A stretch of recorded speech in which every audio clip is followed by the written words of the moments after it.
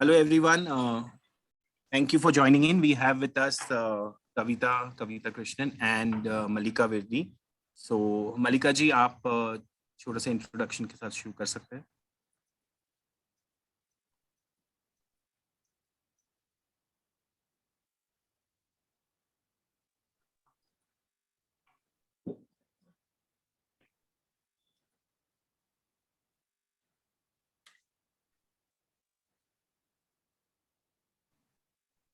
Hello मलिका जी, शायद वो हमारे साथ नहीं जुड़ पाए. So anyways, thank you Kavita ji for agreeing to do this session. हाँ Mallika ji, if you want to go ahead quickly. Thank you Kavita, thank you Mohammad.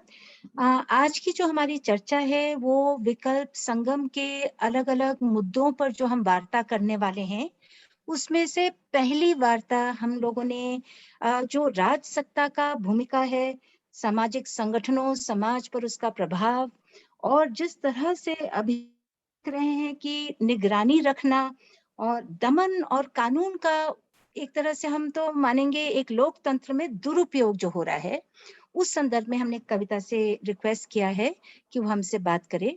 आगे चलकर हम 4 और मुद्दों पर बात करेंगे. एक तो कृषि और उसका जो एक केंद्रीय भूमिका पहाड़ों में, हिमालय में, पश्चिमी हिमालय में उसकी भूमिका जो है, और हम देख रहे हैं किस तरह से लोगों का अलगाव कृषि से होता जा रहा है और कृषि को घाटे का सौदा कहकर लोग उसको छोड़े जा रहे हैं. दूसरा, हम लोग परिवर्तन जो हमारे क्लाइमेट में आ रहा है, मौसम परिवर्तन जो हो रहा है और बहुत ही तीव्र बारिश होना, नुकसान होना, वो जो हम झेल रहे हैं उस पर चर्चा होगी. और इस संदर्भ में जब हम विकास की जो परिकल्पना है, चाहे वो हमारी राजसत्ता की है, हमारे अलग अलग सरकारों की है, जब उस पर हम सवाल उठाते हैं और उसकी प्रतिक्रिया फिर क्या होती है सरकार की तरफ से, जहां आप एक लोकतंत्र में सवाल उठाने के लिए भी स्थिति में नहीं होते हैं. पर्यटन का भी वही हाल है. पर्यटन को एक बाजार से जुड़ा हुआ एक व्यवसाय के रूप में बहुत बढ़ावा दिया जा रहा है, और सवाल ये उठ रहा है कि क्या वो हमारे लिए एक वरदान है या वो हमारे प्रदेशों को, जो पहाड़ी इलाके हैं, उसको खोखला करता जा रहा है. और जब वहां विरोध होता है, कभी सवाल उठते हैं, तो राजसत्ता का रवैया क्या रहा है. और लास्ट में हम लोग युवाओं की बात करेंगे. और युवाओं की बात मैं यहाँ कहकर छोड़ना चाहती हूँ कि अक्सर पहाड़ों में कहते हैं कि पहाड़ों का पानी और पहाड़ों का जवानी व्यर्थ बहा जा रहा है अगर हम लोगों ने एक तरह का विकास का मॉडल नहीं उठाया. और हम देख रहे हैं कि जब युवाएं और युवा लोग इस पर सवाल उठाते हैं, और इसके कई उदाहरण हैं. हमारे 3 यंग साथियों को, 3 तो क्या, अनेकों आदिवासी क्षेत्रों से प्रगतिशील नौजवानों को जैसे वो सवाल उठाते हैं, तो उनको बंदी बना लिया जाता है. वो राजनीतिक रूप से, क्योंकि उन्होंने सवाल उठाया, उनको बंद कर दिया जाता है. आज ये हमारे लिए महत्वपूर्ण क्यों है कि हम पश्चिमी हिमालय में विकल्पों की ढूंढ तो कर ही रहे हैं, पर क्या हम अपने अपने छोटे क्षेत्रों में ही विकल्प ढूंढेंगे, या हम देखेंगे कि बड़ी तस्वीर में क्या हो रहा है. क्या ये मात्र सामाजिक मुद्दे हैं, या ये राजनीतिक मुद्दे भी हैं, सांस्कृतिक मुद्दे भी हैं, और राजसत्ता का इस पर क्या भूमिका है. और इसलिए भी जरूरी है इस पर विचार करना हम जैसे लोगों को, क्योंकि होता क्या है, कई बार हमें लगता है कि देखिए, राजनीतिक मुद्दे हमारे नहीं हैं, हम तो अपना ही काम बड़ी निष्ठा से करेंगे. और कभी कभी अनजाने में हम ही अपने पर निगरानी रखना, अपने ही वाणी को फिर दबा के बोलना, डर का जो माहौल पैदा किया जा रहा है, जिसके कारण हम जैसे अपने आप को प्रगतिशील कहने वाले लोग भी सहम जाते हैं, डर जाते हैं, और ये डर का माहौल बाकायदा बनाया जा रहा है. आज हमारे बीच कविता कृष्णन है. सब कविता को पहचानते ही हैं. नारीवादी सोच रखने वाली एक सशक्त महिला है. वामपंथी विचारधारा को अपने जीवन का एक गाइडिंग फोर्स बनाया है, और इन्होंने कई आंदोलनों में सक्रिय भूमिका निभाई है. एक चीज जो मुझे कविता की बहुत प्रेरणा देती है कि बुद्धिजीवी होने के साथ साथ कर्मजीवी भी हैं. कई बार हमारे समाज में हम बोलने वाले बहुत हो जाते हैं, करने वाले कहीं ओझल हो जाते हैं, और करने वाले बहुत दिख जाते हैं और फिर पिट से जाते हैं. तो मुझे लगता है कि आज की वार्ता में हम कविता से यही कहेंगे कि आज के वर्तमान माहौल में, चाहे ये पहाड़ों की बात हो या देश की बात हो, किस तरह की चुनौतियां हम सामना कर रहे हैं एक राजनीतिक दृष्टिकोण से। क्या हम अपने आप को खुद ही चुप कर दे रहे हैं, या समाज हमें विवश कर रहा है, या राज सत्ता का भूमिका लोकतंत्र के जो मीटर है उससे एक तरह से बहुत बाहर निकल चुका है। तो कविता जी, आपको निमंत्रण है, आप अगर अगले 40 मिनट में अगर अपना वक्तव्य दे पाएं, और उसके बाद थोड़े समय के लिए हम जरूर सवाल जवाब आपसे करना चाहेंगे।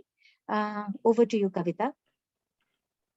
बहुत बहुत शुक्रिया मलिका और मोहम्मद, आप लोगों ने मुझे बुलाया। और आज पिछले आपका जो सत्र था उसमें बात हुई थी राज्य दमन के बारे में, और राज्य किस तरह से पेगासस के जरिए जासूसी करना, सब लोगों पे निगरानी रखना, बहुत सारे राजनीतिक कैदियों को, तो राजनीतिक कैदी का क्या मतलब है, राजनीतिक कैदी होना क्या होता है, एक तरह से विचार, आपके विचार क्या है, इसकी वजह से आप कैदी हैं, इसलिए नहीं कि आपने कोई जुर्म किया है, इसके बारे में बातचीत हुई थी।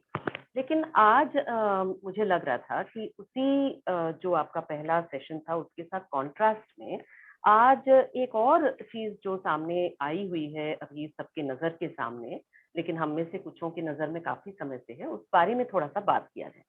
अभी पिछले ही कुछ ही दिन पहले, पिछले ही हफ्ते संसद का जो आखिरी दिन था उससे एक दिन पहले अगस्त 8 को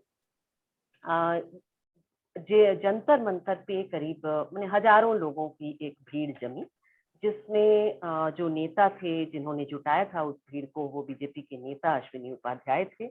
उसमें कई सारे और इस तरह के लोग थे जो हिंदू वर्चस्ववादी सोच के थे, यानी वो मानते हैं कि ये देश जो है इसमें सबको बराबर नहीं होना चाहिए, बल्कि हिंदुओं का अन्य लोगों पे, गैर हिंदुओं पे के ऊपर वर्चस्व होना चाहिए, उनके ऊपर दादागिरी होनी चाहिए उनकी। तो ऐसे लोग जुटे और उसमें उन्होंने नारा लगाया, और उस नारे को मैं माफी के साथ यहाँ पर मैं बताऊंगी आप लोगों को। माफी क्योंकि मुझे लगता है कि अगर इसको कोई भी सुनेंगे जो सेंसिटिव हैं, जो खास करके अगर वो मुस्लिम हैं, अगर उनके घर में बच्चे हैं, कोई भी हो, आपको बहुत परेशान कर सकता है ये नारा। तो ये ट्रिगर वार्निंग है एक तरह से। तो इसमें कहा गया इस नारे में कि जब मुल्ले काटे जाएंगे तो राम राम चिल्लाएंगे, ठीक है। तो ये सोचिए कि ये नारा बार बार लगा, और कई कई तरीकों से इस नारे को लगाया गया कि मुल्लों को काटना होगा, और यानी मुसलमानों का जनसंहार करना होगा। और वहां पर एक पर्चा बांटा गया जिसको बच्चे भी पकड़े हुए थे, छोटे छोटे बच्चे, जिसमें लिखा हुआ था इस्लाम का विनाश।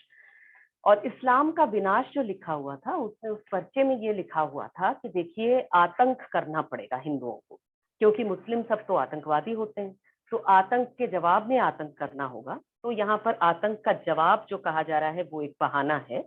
तो हिंदू हिंदू हिंदू समुदाय की तरफ से आतंक करना होगा, ये कहने के लिए। और उसमें उन्होंने कहा कि कैसा आतंक, तो उन्होंने कहा कि सभी पूरे मुस्लिम समुदाय का को वाइप आउट करना होगा, उसका जनसंहार करना होगा, किसी एक को भी छोड़ना नहीं है, सबको खत्म करना है।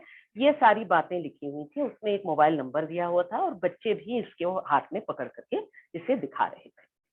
मैं आपको ये भी बताना चाहती हूँ कि जंतर मंतर में मैं अगले ही दिन गई थी 9 अगस्त को, तो महिलाओं की एक संसद के लिए, किसान संसद के तहत। तो उसमें हम कैसे पहुंचे जानते हैं? सिंघू बॉर्डर पे पहले सुबह सुबह जाना पड़ा, यानी मैं साउथ दिल्ली में रहती हूँ, तो वहां से मुझे 2 घंटे लगे, सुबह सुबह 8 बजे तक मुझे सिंघू बॉर्डर पहुंचना पड़ा। वहां से एक बस में बैठ करके गिन गिन करके जितने लोगों को टैग मिला, पास मिला, उन्हें चढ़ करके मैंने नाम से ID कार्ड के साथ चढ़ना पड़ा बस में, और उस बस में लाया गया पूरा सिंघू बॉर्डर से 2 घंटा लगा करके जंतर मंतर। और जंतर मंतर में घुसने के लिए जगह जगह पे जिस तरह से वो होते हैं ना, कोई चेक पॉइंट होते हैं, तो चेक पॉइंट पे पुलिस चप्पे चप्पे पर थी, सिर्फ जंतर मंतर पे नहीं बल्कि पूरे वो कनॉट प्लेस एरिया में, जनपद पे, कनॉट प्लेस में, सब जगह जहां जहां से बसें घुस रही थी वहां रोक रोक करके चेक पॉइंट पे सारे पास चेक हो रहे थे। उसके बाद वो अंदर घुसने दे रहे थे, और बाहर अगर आप निकलना चाहें तो पूरा दिन उन्होंने बाहर निकलने नहीं दिया। उन्होंने कहा कि नहीं, शाम के 5:30 बजे जब वो कार्यक्रम खत्म होगा तब आप उसी बस में बैठ करके तब आप बाहर निकलेंगे। तो हम में से कुछ लोगों को लड़ना पड़ा कि हमें तो वहां सिंघू बॉर्डर जाना ही नहीं है, हमको तो भाई अपने घर लौटना है, चाहे जहाँ जाना है। तो नहीं, कहाँ जाएंगे, कैसे जाएंगे, फिर हम लोग पटेल चौक मेट्रो में जबरदस्ती आपको घुसाएंगे। ये सब कहते कहते मैं आपको ये बताना चाह रही हूँ कि वहां पे पूरा छावनी बना हुआ है वो जगह।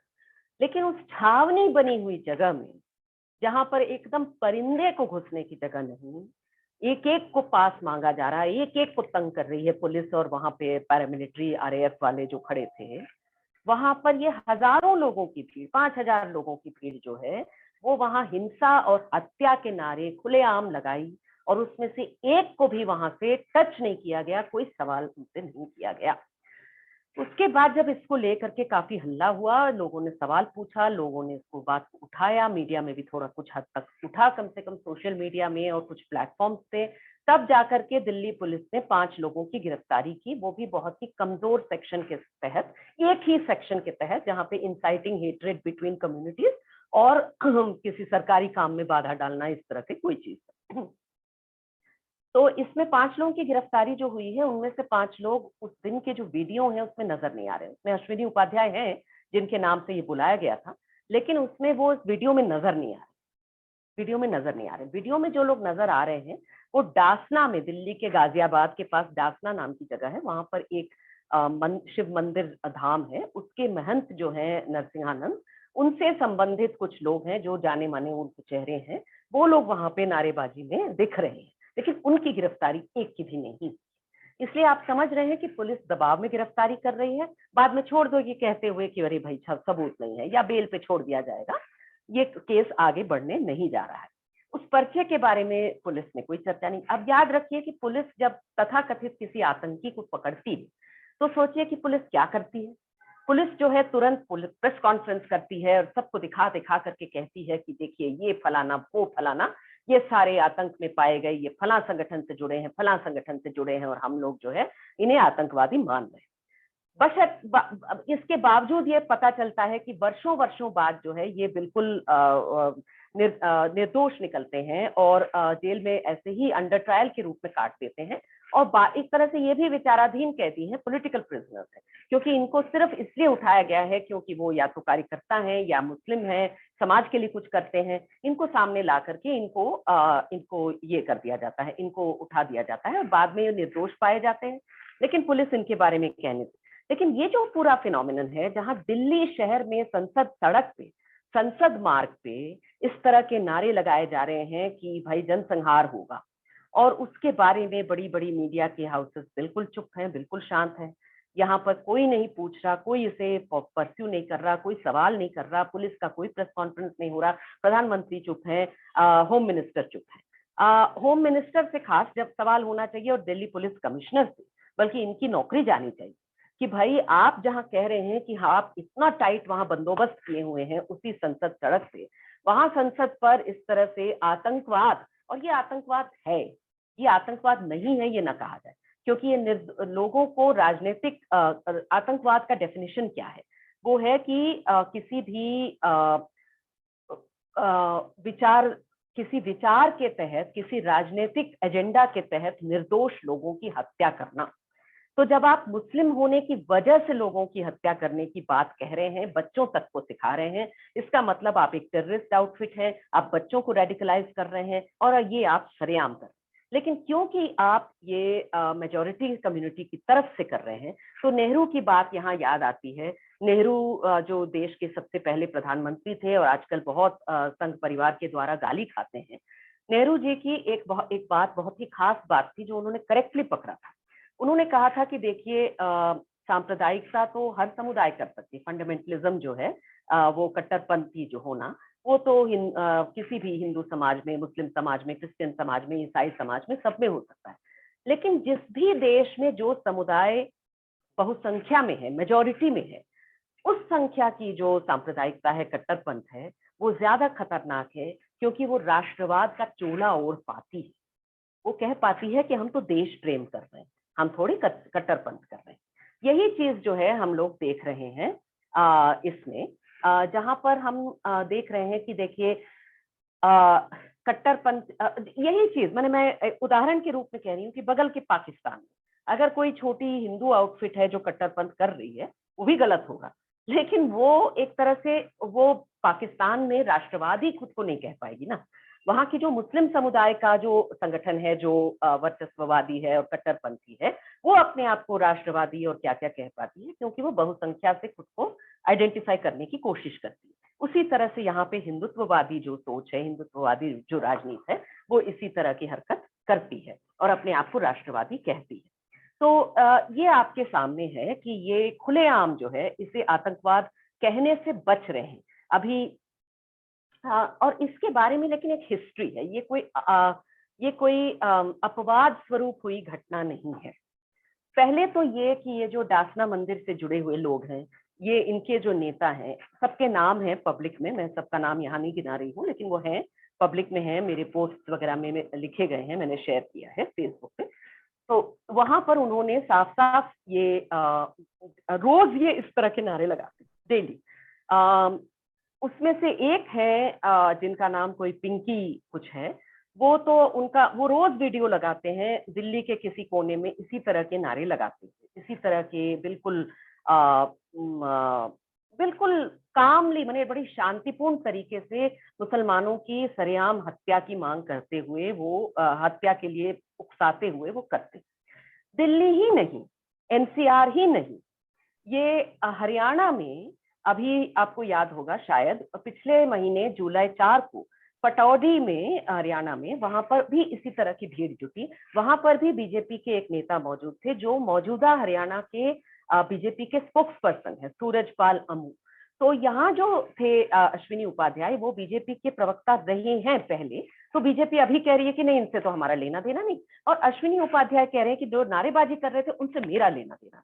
तो ये तो पुराना खेल है कि गोडसे हत्या करेंगे गांधी के और आरएसएस कहेगी कि अरे गोडसे हमारा नहीं। गोडसे के भाई कहेंगे कि गोडसे बिल्कुल आरएसएस के थे आखिरी तक, और लेकिन ये चलता रहेगा, एक तरह से वो दूरी बना लेंगे एक्चुअल घटना से। लेकिन हरियाणा में उसी जगह पे जहां सूरजपाल मौजूद थे, वहां पर राम भक्त गोपाल वही हैं जिन्होंने जामिया में जाकर के वहां पर जो बच्चे थे, जामिया के स्टूडेंट्स थे, उनके ऊपर गोली चलाई थी। उनको भी पुलिस चुपचाप देखी थी, पुलिस ने वापस गोली नहीं चलाई, पुलिस ने लाठी नहीं चलाया, पुलिस बड़े आराम से खड़ी रही, उनको देखती रही गोली चलाते हुए। उसके बाद आराम से उनको ले गई, उसके बाद थोड़े समय के लिए गिरफ्तार की, उसके बाद में बेल पे छोड़ दिया, और उसके बाद वो खुले घूम रहा है और इस तरह की हरकतें लगातार कर रहा है।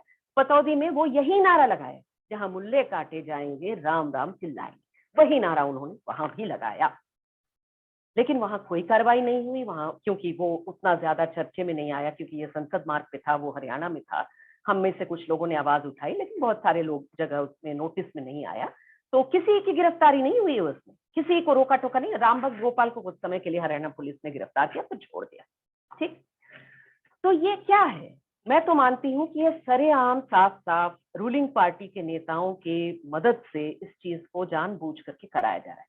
और ये अगस्त महीने में, जुलाई महीने में कराया जा रहा है, ये भी वो नहीं है, इसको भी समझने की जरूरत है।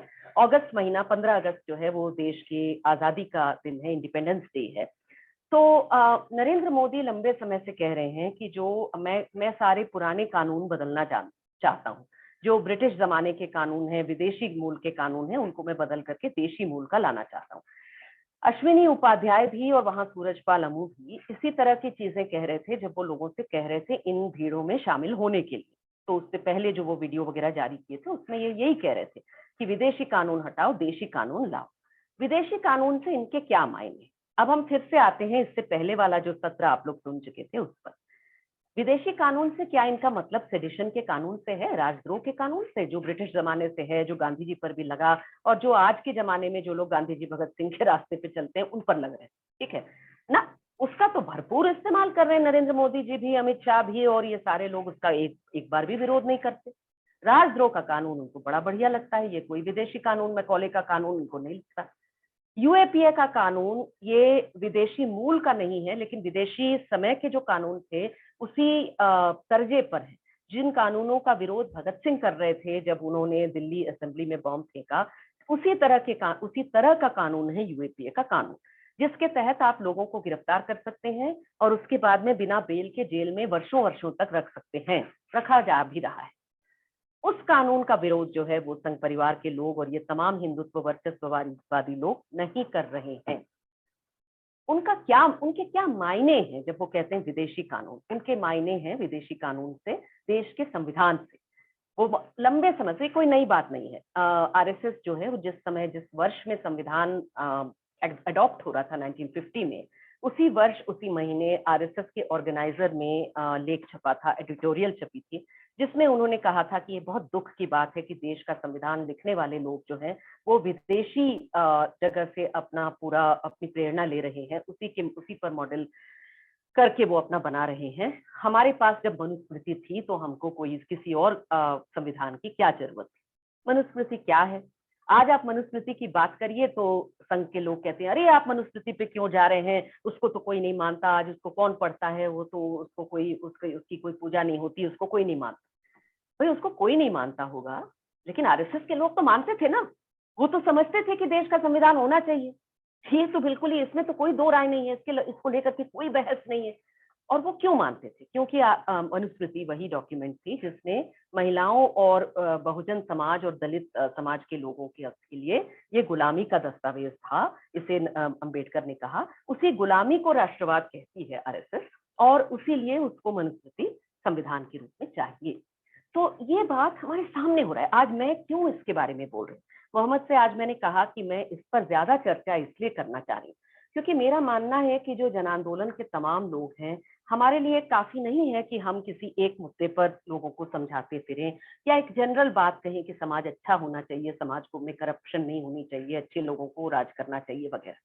भाई अच्छे लोगों को राज करना चाहिए और अच्छे तरीके से राज करना चाहिए कहना काफी नहीं। जब आपके देश में तानाशाही बढ़ रही है, फाशीवाद बढ़ रहा है, एक खास समुदाय के खिलाफ हत्यारे नारे लगाए जा रहे हैं, तो जितने लोग चुप हैं इस पर, जितने लोग इससे बच रहे हैं बोलने के लिए, वो भी गुनहगार है। अगर आपके सामने जो है वो भीड़ जो है वो बना करके कुछ लोगों की हत्या के लिए तैयार हो रही है और हम खड़े देखते रह जाते हैं, तो हम भी इस हत्या में गुनहगार हैं। इसीलिए आवाज उठाना इस समय जरूरी है और कॉन्ट्रास्ट करना जरूरी है कि भाई सरकार के पास ये सारे पैसे हैं, पेगासस लगा रही है, भाई आप क्यों नहीं मान रहे? नरेंद्र मोदी बार बार कहते हैं, आप सुन लीजिएगा उनके स्पीचेस को। प्रज्ञा सिंह ठाकुर को जब उन्होंने कैंडिडेट के रूप में चुना इंदौर शहर के लिए 2019 के लोकसभा चुनाव में, उसके बाद नरेंद्र मोदी ने इस चीज को कहा कि भाई कोई हिंदू आतंकवादी नहीं होता, हिंदू कभी आतंकवादी नहीं होता। और जो भी कांग्रेस की सरकार थी जिसने हिंदुओं पर आतंकवादी होने का आरोप लगाया, प्रज्ञा सिंह ठाकुर जैसे, और उसने और जो मालेगांव ब्लास्ट केस थे उसमें और भी आर्मी के लोग और अन्य लोगों पे जो आरोप लगाया, ये सारे बहुत ही गलत लोग हैं, कितने खराब और गिरे हुए लोग हैं, पाप लगेगा इन लोगों को क्योंकि उन्होंने हिंदू लोगों पर आतंकवादी होने का आरोप लगाया। लेकिन ये मालेगांव केस में भी ये बात होती है कि प्रज्ञा सिंह ठाकुर ने कभी नहीं कहा कि मालेगांव का बम ब्लास्ट बड़ा खराब चीज है, जिसने किया उन्हें सजा दो। जो उसमें वो लेफ्टिनेंट कर्नल है मालेगांव केस में महाराष्ट्र के, जो इसमें शामिल थे, पुरोहित, लेफ्टिनेंट कर्नल पुरोहित, उनके बारे में आर्मी ने कहा कि हाँ नहीं, ये हमारी तरफ से जासूसी नहीं कर रहे थे, ये जो भी थे ये कुछ और काम कर रहे थे। लेकिन उन्होंने अपने बचाव में कहा कि मैं तो ये आतंकवादी गुटों में इसलिए शामिल था क्योंकि मैं जासूसी कर रहा था इनके ऊपर। अगर जासूसी कर रहे थे तो उनका विरोध आज आप करिए और वो लोग आपका विरोध करते, लेकिन वो तो आपके लिए पोस्टर बना करके आपके पक्ष में नारे लगा रहे हैं। जाहिर सी बात है कि आप उनके जासूस नहीं थे, उन पर जासूसी नहीं कर रहे थे, आप खुद ही आतंकवाद में शामिल थे, ठीक है। लेकिन नरेंद्र मोदी तब भी कहते हैं कि हिंदू कभी आतंकवादी नहीं हो सकता। मोदी जी की बात कहाँ से आती है जानते हैं? अगर आपने अभी तक न पढ़ा हो तो इंटरनेट पे मिल जाएगा, आप जरूर गोलवलकर की बंच ऑफ थॉट्स उठा करके पढ़िएगा, आरएसएस के गोलवलकर का, जिनका हम विरोध करते हैं, जिन्हें हम खतरनाक मानते हैं, उनकी बातों को पढ़ना समझना बेहद जरूरी है। हम बिना पढ़े किसी का विरोध नहीं करते। बंच ऑफ थॉट्स में भी गोलवलकर ने यही लिखा। उन्होंने कहा कि हिंदू जो है वो कभी सांप्रदायिक नहीं हो सकता। हिंदू जो भी करे, वो नफरती कोई काम करे, वो हिंसा करे, वो जो करे, वो राष्ट्रवाद होगा। नेहरू जी की बात याद आई? वही बात उल्टा करके गोलवलकर कह रहे हैं कि हम तो जो करेंगे भाई वो तो राष्ट्रवाद होगा। सांप्रदायिक कौन है?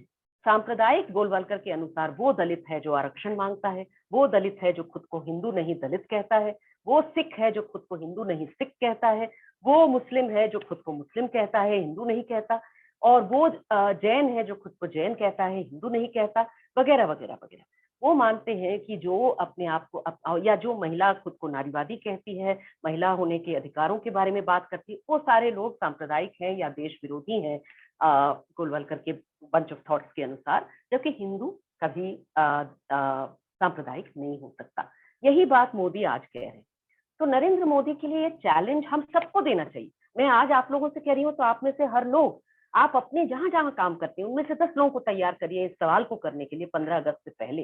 नरेंद्र मोदी से कहिए कि 15 अगस्त के दिन आप ही के संसद के बगल में, आप ही के नाक के नीचे, आप ही के दिल्ली पुलिस जो कि जिसके बॉस अमित शाह हैं, होम मिनिस्टर हैं, उनके आंखों के नीचे किसी बिना किसी का कोई कार्रवाई किए बिना ये कैसे हुआ कि लोग यहाँ पर इस तरह के नारी पूरे समुदाय को काटने की बातें कर गए और इस पर आप चुप हैं।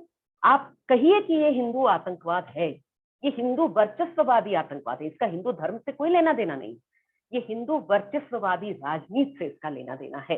दोनों में फर्क हम करते हैं, आप भी फर्क करिए। और आप या तो कहिए, अगर आप नहीं कहते हैं कि ये हिंदू वर्चस्ववादी आतंकवाद है और इसके पूरे दायरे का हम लोग जांच करेंगे और इस पर कार्रवाई करेंगे, ये उम्मीद हम आपसे नहीं करते, लेकिन ये मांग हम आपसे जरूर करेंगे, क्योंकि ये मांग हम आपसे नहीं करते।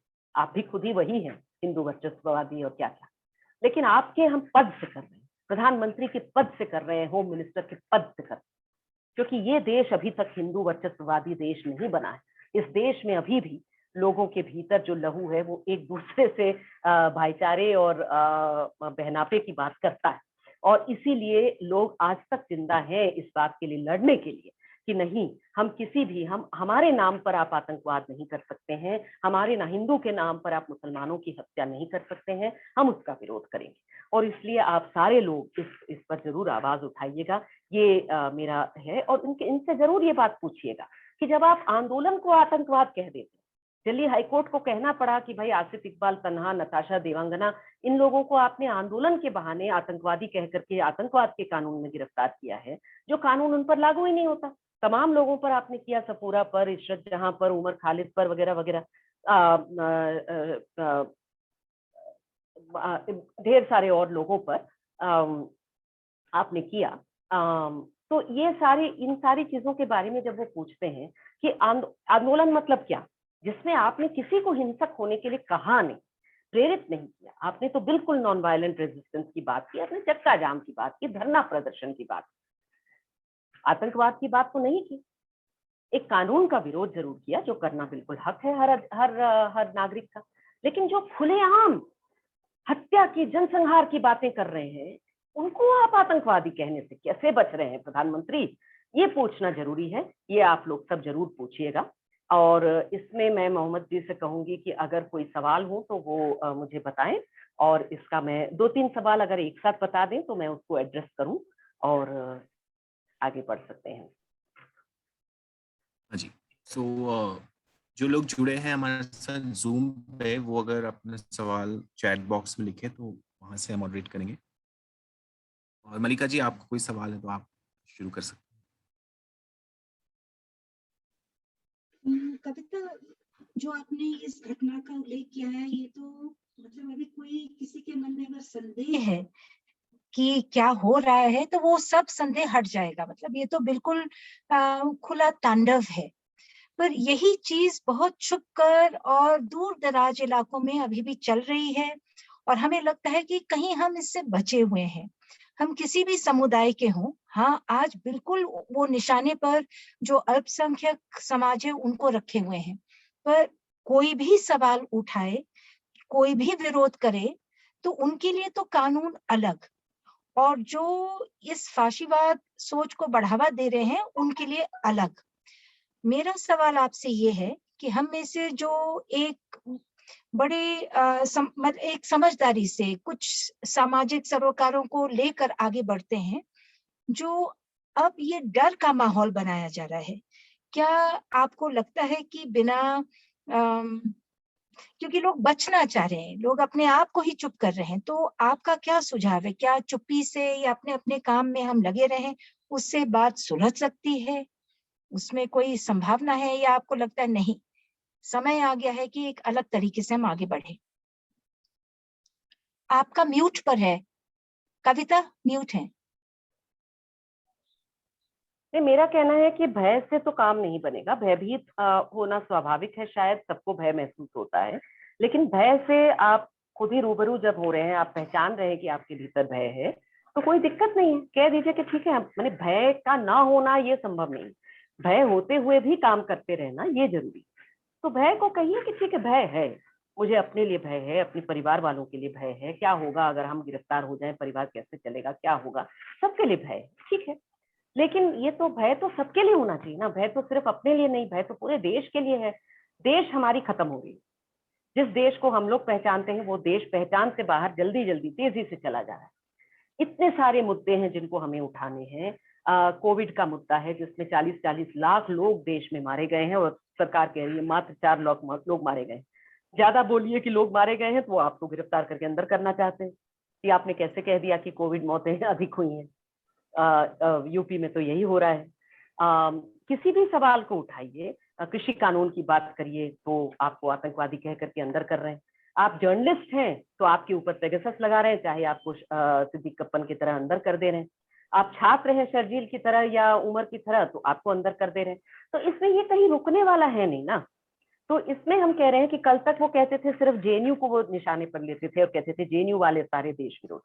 फिर वो कहने लगे कि नहीं, आंदोलन जहां जहां हो रहा है, वो जादवपुर हो, वो बीएचयू हो, वो आईआईटी हो, वो सारे देश विरोध। तो देखिए यहाँ कोई बचने वाला है नहीं। अगर हमको बचना है तो हम लोगों को एक दूसरे का साथ देना होगा।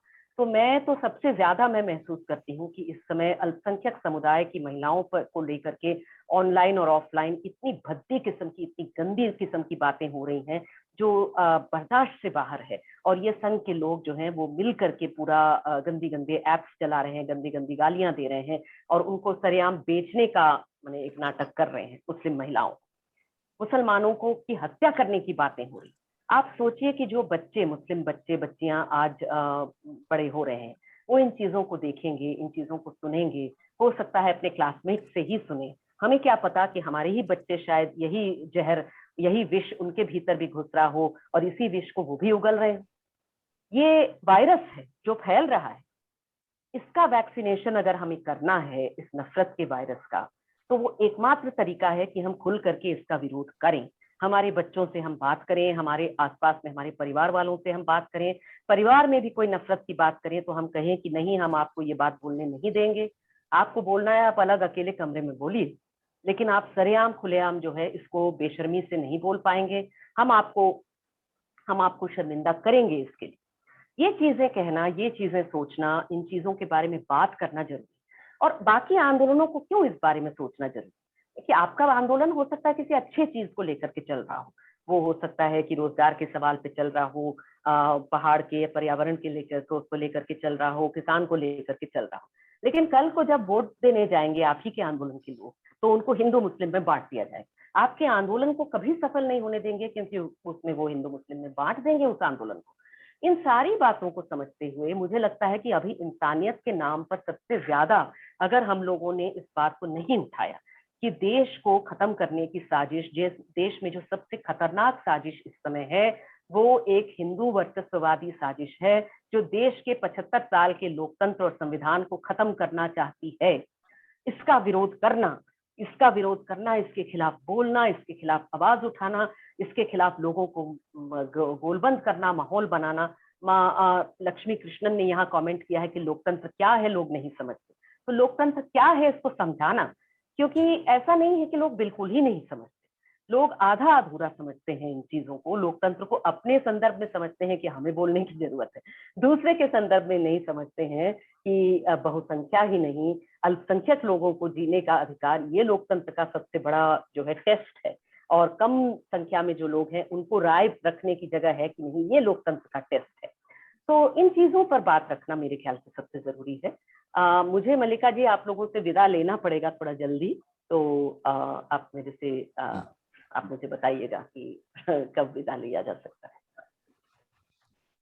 कविता जी, अगर हम लास्ट 6 मिनट्स करते हैं, वैसे हमने 1 घंटे का सेशन था, बट 45 मिनट्स में we can end. So we also have a few students जो देश भर से आए और एक प्रोग्राम यहाँ चला है। तो उस संदर्भ में कुछ आपके एक्सपीरियंसेस विद पॉलिटिकल प्रिजनर्स और आपकी जो जर्नी रही है उस संदर्भ में, आदिवासी क्षेत्र में भी आप रहे जेल में, तो इस तरीके के सवाल आ रहे हैं। तो if you could just connect, because we were not able to do that session on politics. Actually Adivasi connecting it with the right, Adivasi क्षेत्र में मैं नहीं रही हूँ। अगर आप थोड़ा सा बता पाए कि हाँ,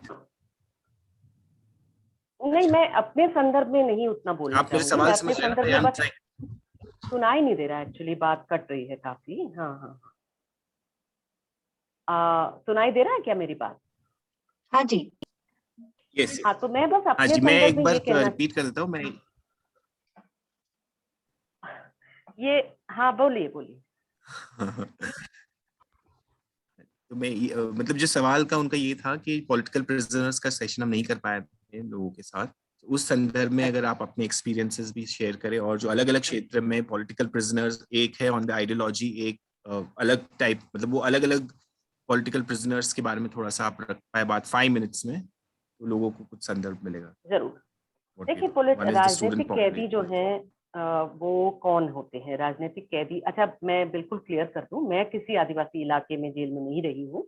मैं जीवन में 3 बार ही एक एक हफ्ते के लिए जेल में रही हूँ। एक बार यूपी के मऊ जेल में और 2 बार दिल्ली के तिहाड़ जेल में, लेकिन ये लंबा समय नहीं है। और अभी तक वो बैज ऑफ ऑनर पाना वो मुझे अभी भी बाकी है। उम्मीद है कि वो भी जरूर ये सरकार तोहफा देगी ये वाली। मैं इतना कहना चाहती हूँ कि देखिए, राजनीतिक कैदी होने का क्या मायने है। इसका मतलब आप कैदी इसलिए नहीं है क्योंकि आपने कोई गुनाह किया है, बल्कि आपकी राजनीति की वजह से, क्योंकि आपकी राजनीति से नफरत करती है सरकार, इस वजह से आप जेल में हैं। तो आपके विचारों की वजह से आप जेल में हैं, इसीलिए आपको विचाराधीन कैदी भी कहा जाता है। तो हमारे देश में इस तरह की ढेर हजारों हजार कैदी हैं।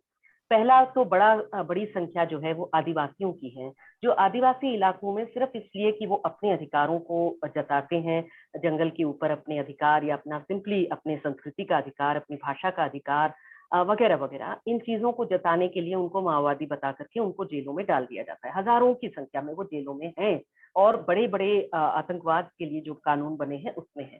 तो छत्तीसगढ़ में है, झारखंड में है, उड़ीसा में है, और भी जगह पे है। लेकिन इनके लिए जो लोग बोलते हैं, या दूसरा बड़ा कैटेगरी मैं कहूंगी कि मुस्लिम्स का है, जिनको भी मैं राजनीतिक कैदी ही इसलिए कहूंगी क्योंकि उनको कैद इसलिए नहीं किया जा रहा है क्योंकि उन्होंने कोई गुनाह किया है। उनको कैद इसलिए किया जा रहा है उनके धर्म की वजह से, उनकी धार्मिक आइडेंटिटी की वजह से। तो आतंकवाद के बहाने, माने ये कहे सरकार, ये कभी कहेगी थोड़ी कि हम तो आपको विचारों की वजह से अंदर कर रहे हैं, लेकिन वो कहती है कि हमने आप पर आतंकवाद का आरोप लगाया। तो आतंकवाद के आरोप में बड़ी संख्या में बिल्कुल निर्दोष मुस्लिम लोग जो हैं, पुरुष खास करके, वो जेलों में बंद है। अक्सर होता है कि 10-10, 15-15, 20-20 साल बाद वो रिहा होते हैं, लेकिन उस तक उनका जीवन का बड़ा हिस्सा चला जाता है, लेकिन उसकी कोई कॉम्पेंसेशन उनकी नहीं होती। लेकिन दूसरा एक सेक्शन है मानवाधिकार कार्यकर्ताओं का और ऐसे वकीलों का जो ऐसे तबकों के लिए काम करते हैं। आदिवासी इलाकों में जाकर के काम करना उन्हीं एक वकील होने के नाते सुधा भारद्वाज ने छत्तीसगढ़ के बस्तर में किया, और वहां पे और भी यंग लॉयर्स को प्रेरित किया कि वहां के आदिवासियों को छुड़ाने का काम करें। स्टैन स्वामी यही काम झारखंड में कर रहे।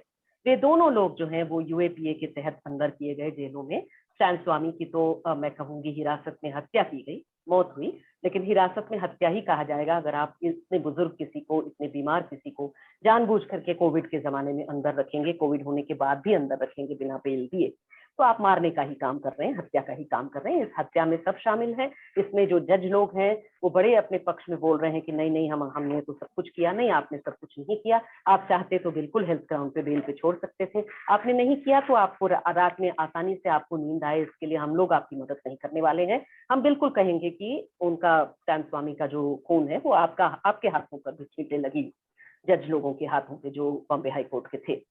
तो इसमें जो है और भी जो विचार अधीन कैदी हैं वो भीमा कोरेगांव केस में है, दिल्ली दंगे केस में है। बड़ी संख्या में भीमा कोरेगांव केस में वकील हैं, दलित कार्यकर्ता हैं, गौतम नौलखा जैसे इंटेलेक्चुअल्स हैं, आनंद तेलतुंबड़े जैसे इंटेलेक्चुअल्स हैं, सुरेंद्र गडलिंग जैसे लॉयर्स हैं, बहुत सारे लोग हैं ऐसे, ठीक है।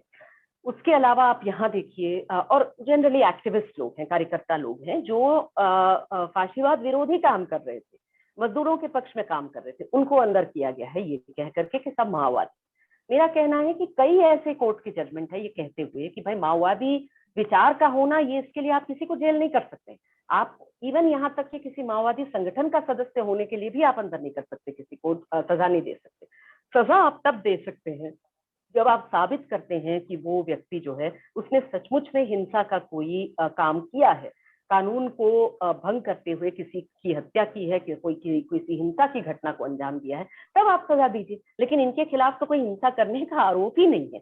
उनके खिलाफ एक हास्यास्पद आरोप है, जिसको बनाने के लिए पेगासस का और उस तरह के सॉफ्टवेयर का इस्तेमाल करके इनके फोनों और कंप्यूटर्स में फॉल्स एविडेंस, माने खराब भाषा में, गलत भाषा में बनी गई, पुलिस वाले जिस तरह की फर्जी चिट्ठियां बनाते हैं बेमन से, उस तरह की फर्जी चिट्ठियां बना करके इन लोगों के कंप्यूटर्स और फोन पे डाला गया है। ये कोई भी सीरियस जज चाहे तो इसको वो थ्रो आउट कर सकते हैं, क्योंकि वो इतना हास्यास्पद है। लेकिन क्या करें, फाइनल कॉर्ड की कमी जो है वो हमारी जुडिशरी में भी लगता है कि है, और इस वजह से इनको बेल तक नहीं मिल रहा है, नसीब नहीं हो रहा। और इसके अलावा जो दिल्ली दंगे केस हैं, उसमें जो असल दंगाई हैं, कपिल मिश्रा जैसे लोग, रामभक्त गोपाल जैसे लोग, रागिनी तिवारी जैसे लोग, इतने सारे लोग जो खुलेआम कह रहे हैं कि हमने दंगा किया, हमने हत्या की, हमने मुसलमानों को मारा और फिर मारेंगे, लेकिन उन पर कोई कार्रवाई नहीं की जा रही, उनका बाल बांका नहीं किया जा रहा है।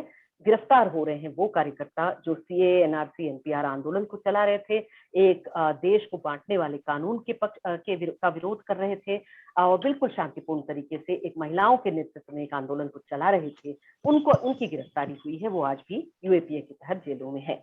इसी तरह के राजनीतिक कैदी हैं हमारे देश में, और इसीलिए इसको इसी तरह से समझा जाए। और उसका कॉन्ट्रास्ट देखिए कि जो लोग खुलेआम हिंसा का नारा दे रहे हैं उनको आप अंदर नहीं कर रहे हैं। जेएनयू में इस आरोप में कि वो नारा, भाई उन पर राजद्रोह आपने लगा दिया था, कन्हैया और उमर वगैरह पे, अनिर्बान पे और दूसरे छात्रों पर, जबकि उन्होंने कोई भारत को टुकड़े करने का नारा उन्होंने किसी ने नहीं लगाया था। कोई नहीं जानता आज तक कि कौन लगाया था, पता नहीं कौन लगाया था। लेकिन जिन लोगों ने लगाया था उन्हें नहीं, इन स्टूडेंट्स को आपने गिरफ्तार किया बिना कुछ देखे। लेकिन ये लोग खुलेआम सरेआम हिंसा की बात कर रहे हैं, पूरा जनसंहार की बातें कर रहे हैं, और उनकी गिरफ्तारी लेकिन आप नहीं कर रहे। उनके खिलाफ ये वाले कानून आप इस्तेमाल नहीं कर रहे। इससे पता चल रहा है कि ये कानून किसके लिए बना है।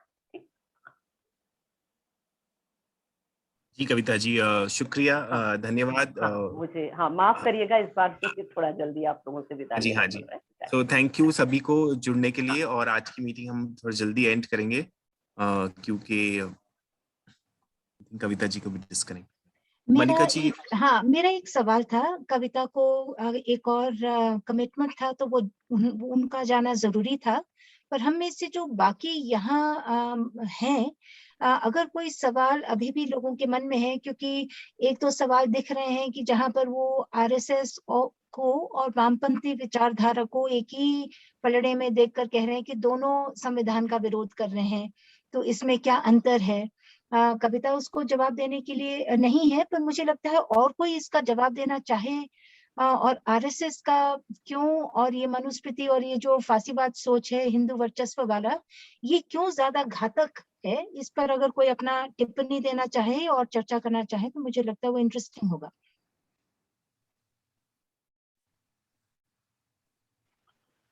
हाँ जी, तो हम रिक्वेस्ट कर रहे हैं, अगर आप जुड़ना चाहते हैं इस चर्चा में, अनम्यूट करके हम अपने आप को। संजय जी। नहीं मलिका जी, मैं जो इशू आपने बोला उस पे तुम मुझे कुछ नहीं कहना है, पर अगर लोग उस पे कहना चाहें तो कहें, और फिर मैं एंटर करता हूं मेरे विचारों के साथ।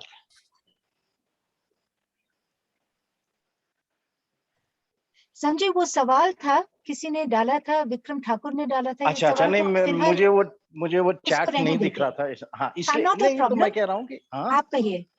कहिए प्लीज। नहीं, मैं ये कहने वाला था कि देखिए, जो कविता ने कहा, फ्रैंकली मुझे लगता है जो इस कॉल पे हैं, हमें ये सब मालूम है, ठीक है।